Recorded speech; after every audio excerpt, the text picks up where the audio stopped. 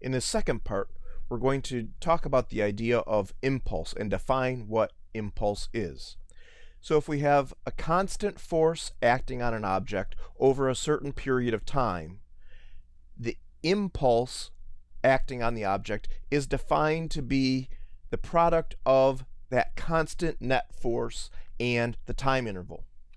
The impulse, the symbol given for impulse is often a capital J. The impulse is the constant net force times the time interval, delta t. Again, this is specifically for a constant net force. The impulse acting on the object equals the force times the time interval. Impulse is a vector. The direction of the impulse is the direction of the net force acting on the object. So in the vector equation, the direction of the impulse vector is the same as the direction of the force vector. If the force is acting to the right, the impulse is to the right as well.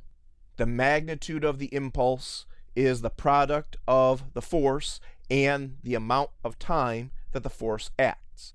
Again, this is specifically if the net force is constant.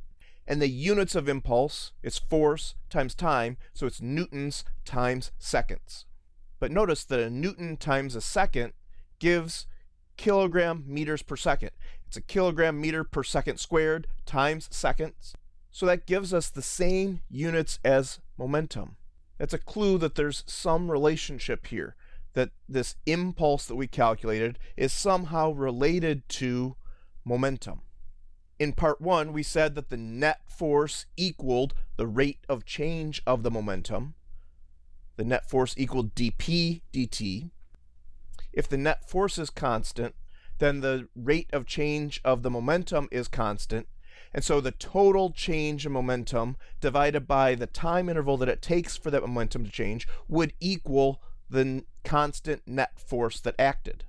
Or rearranging that, we have that the net force times the time interval equals the change in momentum.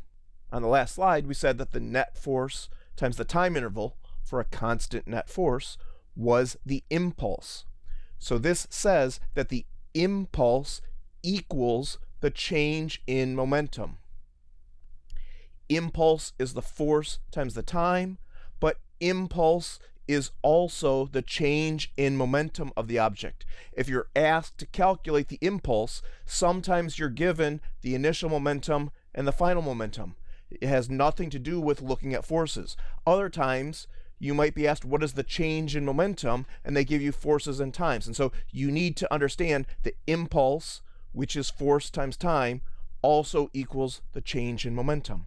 This is called the impulse momentum theorem. The impulse equals the change in momentum. So the change in momentum of a particle during a certain time interval equals the impulse delivered by the net force on the particle during that interval. The impulse momentum theorem also holds when forces are not constant.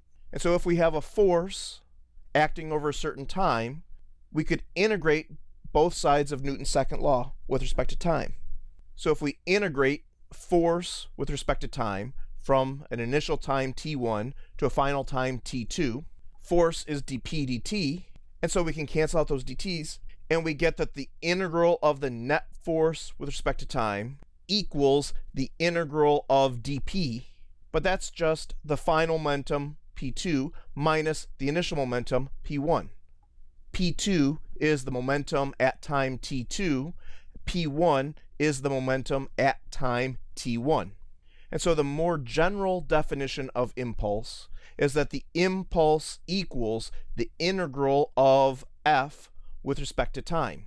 That impulse is the change in momentum, so the change in momentum of an object equals the integral of f dt. But this must be force as a function of time. We need to know f as a function of t, not force as a function of position. Force as a function of position, integrating with respect to position, that gave us the work done. Here, if we know force as a function of time, If we integrate that equation with respect to time, that gives us the change in momentum of the object. And so there are times that we look at the average force acting even when the force is not constant.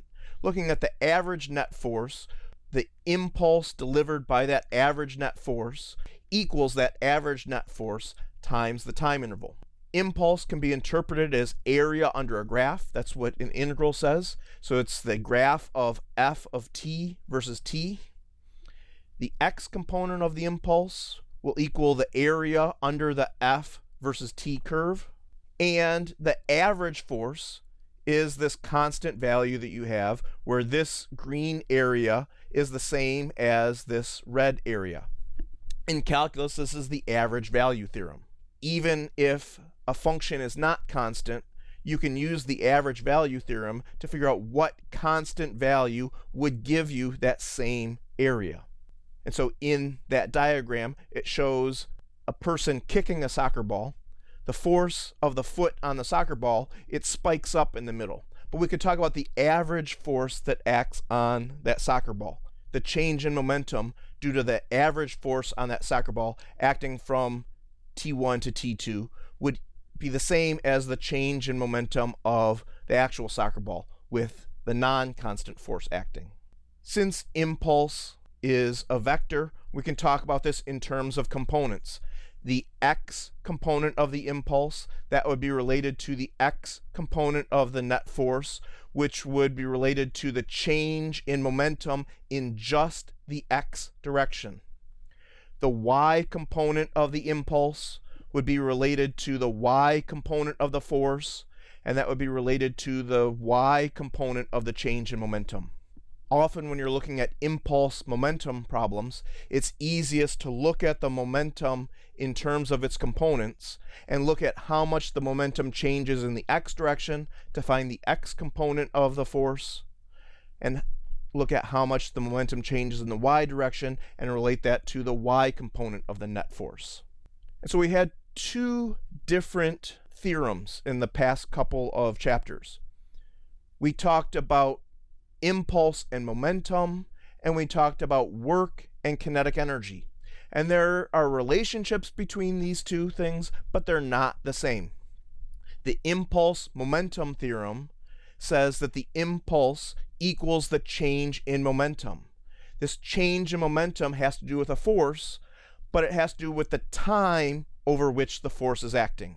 The impulse is the force times the time. That's related to the change in momentum. Work is looking at the force and the distance. The work done equals the change in kinetic energy of the object. The work done relates the force and the distance over which that force is acting. But again, these two ideas are tied together. So in this picture, we have a pitcher that's throwing a baseball. The pitcher is exerting a force on the baseball, and he's exerting that force over a certain time interval, but he's also exerting that force over a certain distance. If we look at the force and the time, we can talk about the change in momentum of the ball. If we look at the force and the distance, we can look at the change in kinetic energy of the ball. Kinetic energy is related to the speed of the object. Momentum is related to the velocity of the object. The two things do go together. If you gave it more momentum, you're going to give it more kinetic energy. You give it more momentum by giving it more speed, by giving it a larger velocity, and so you're going to have more kinetic energy. That force acting over a longer distance is also going to mean that that force is acting over a longer time. It's two different methods of relating these ideas together. Again, you need to understand the difference between work and kinetic energy. Force related to distance gives you the work done, which is the change in kinetic energy. Force related to time, the force times the time, gives you the impulse delivered, the change in momentum of the ball.